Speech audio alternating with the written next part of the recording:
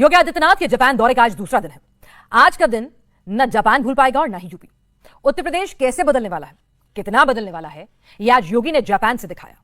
आज योगी से मिलने जापान की तुलसी भी आई, योगी का सबसे छोटा फैन भी आया और आज योगी ने 500 किलोमीटर प्रति घंटे की स्पीड से चलने वाली बुलेट ट्रेन की सवारी भी की। योगी के सेकंड डे के ब्लॉकबस्टर शो की फुल डिटेल आपको इस रिपोर्ट में मिलेगी। सुनो सुनो सुनो सुनो। हाँ।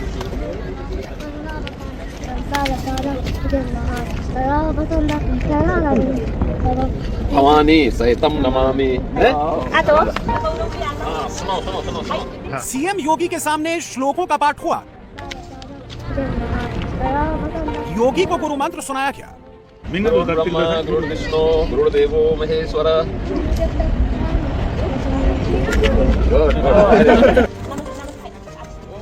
बच्चों ने महंत योगी आदित्यनाथ से दंडवत होकर आशीर्वाद लिया।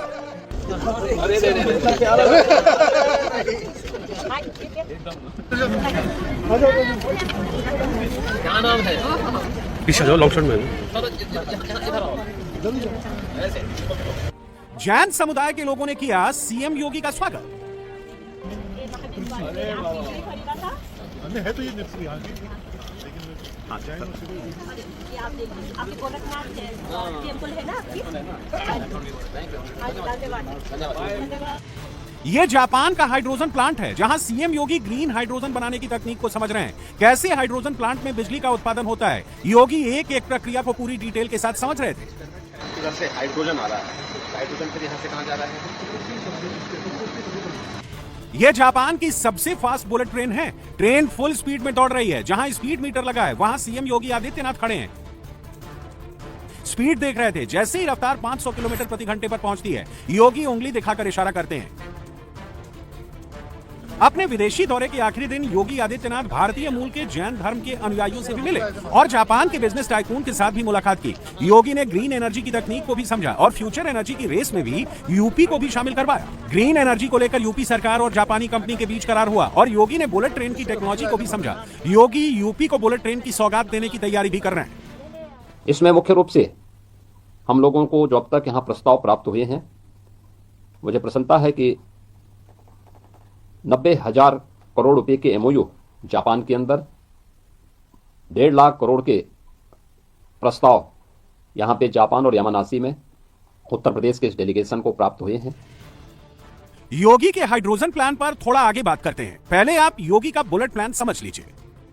यामानाशी में योगी ने जापान की हाई स्पीड बुलेट ट्रेन का दौरा किया है। जब सीएम योगी जापानी डेलीगेशन के साथ बुलेट ट्रेन में घुसे तो बुलेट ट्रेन के कर्मचारी ने सीएम योगी को ट्रेन की स्पीड और ट्रेन के बारे में जानकारी दी। जैसे जैसे बुलेट ट्रेन स्पीड पकड़ रही थी, वैसे वैसे सीएम योगी के चेहरे की मुस्कुराहट बढ़ रही थी। योगी पहले सीट पर बैठकर इस बुलेट ट्रेन का जायजा ले रहे थे, लेकिन जैसे ही स्पीड 400 और 450 के पार हुई, योगी ने पहले थम्स अप का साइन दिखाया और फिर योगी ने इस तकनीक का तालियों से स्वागत किया। थोड़ी देर में योगी सीट से खड़े होकर इस स्क्रीन के पास पहुंच गए, जिस स्क्रीन पर बुलेट ट्रेन की स्पीड नजर आ रही थी। 13 मिनट और 21 सेकंड में बुलेट ट्रेन 500 की स्पीड पर आ गई और तब योगी ने स्क्रीन की तरफ इशारा किया। इस वक्त भी योगी के चेहरे पर मुस्कान थी। जिस बुलेट ट्रेन में योगी सफर कर रहे थे, इस बुलेट ट्रेन की एवरेज स्पीड 500 किलोमीटर प्रति घंटा है। इस ट्रेन की टॉप स्पीड 603 किलोमीटर प्रति घंटा होती है। योगी आदित्यनाथ ने इस बुलेट ट्रेन की यात्रा के बाद सोशल मीडिया पर प्रतिक्रिया दी, जिसमें योगी ने इस यात्रा का वीडियो पोस्ट करते हुए लिखा, you can see that I was travelling at 501 kilometre per hour. मतलब ये कि आप देख सकते हैं कि मैं 501 किलोमीटर प्रति घंटा की रफ्तार से यात्रा कर रहा था। योगी ने अपने पोस्ट में जापान की तारीफ की और साथ ही साथ एक बड़ी बात भी लिखी। योगी ने लिखा कि जब तकनीक तेजी से बढ़ती है तो भविष्य पहले से कहीं अधिक निकट प्रतीत होता है। योगी ने अब ये बात क्यों कही, अब इसे भी समझ लीजिए। योगी यूपी में भी बुलेट ट्रेन लाने वाले हैं। इसको लेकर योगी ने पूरी तैयारी कर ली है। उत्तर प्रदेश में बुलेट ट्रेन परियोजना को योगी सरकार ने फर्स्ट प्रायोरिटी लिस्ट में रखा है।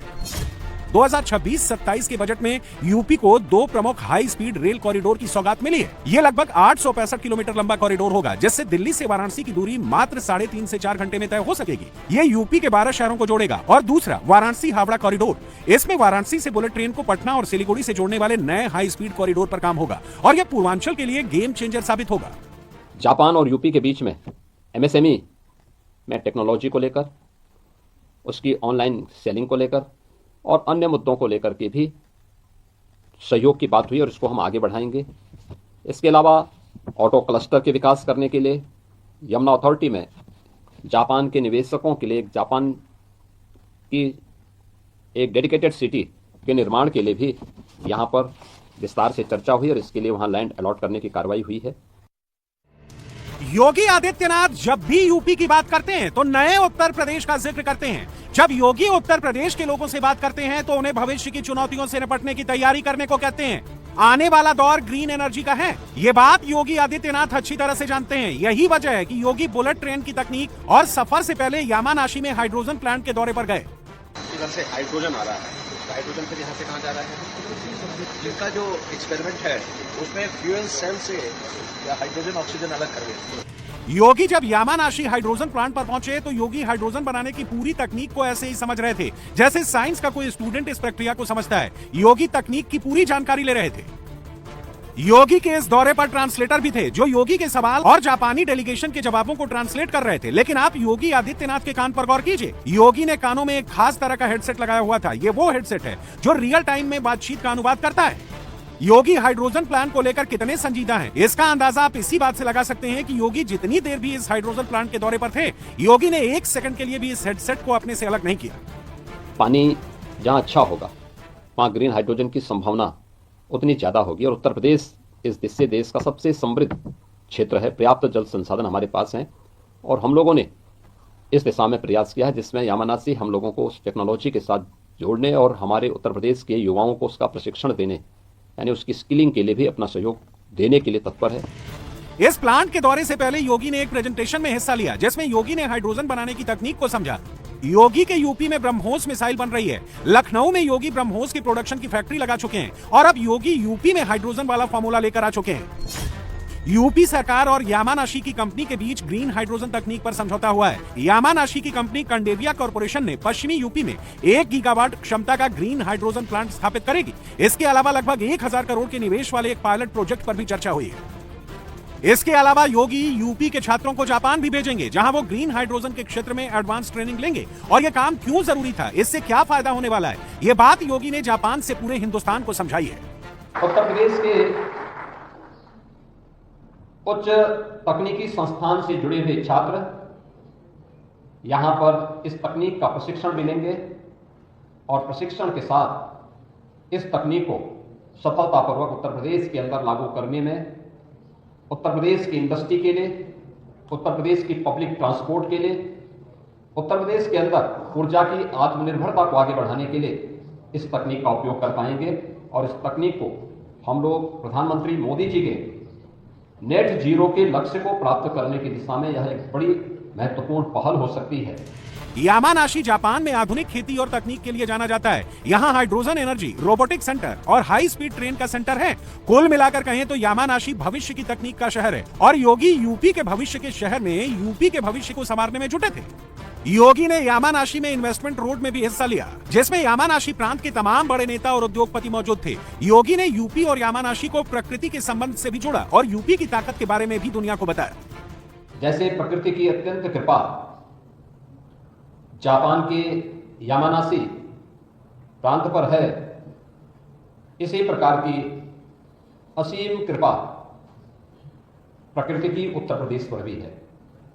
भारत की सबसे उर्वरा भूमि, भारत का सर्वाधिक जल संसाधन, भारत की सबसे बड़ी आबादी और अगर कहें तो भारत की आध्यात्मिक और सांस्कृतिक विरासत की भूमि भी उत्तर प्रदेश है।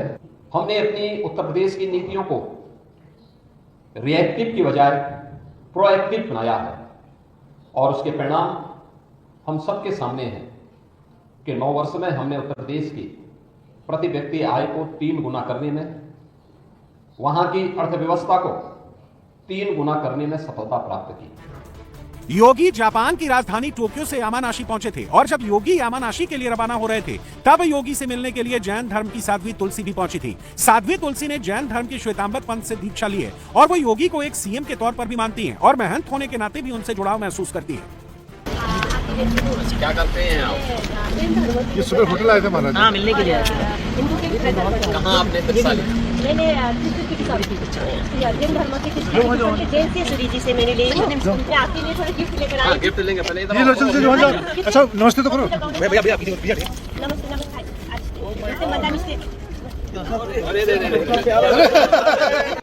साध्वी तुलसी के बेटे ने ही सीएम योगी को श्लोक सुनाया था। देखिए कैसे साध्वी तुलसी सीएम योगी आदित्यनाथ के साथ धर्म संवाद कर रही हैं।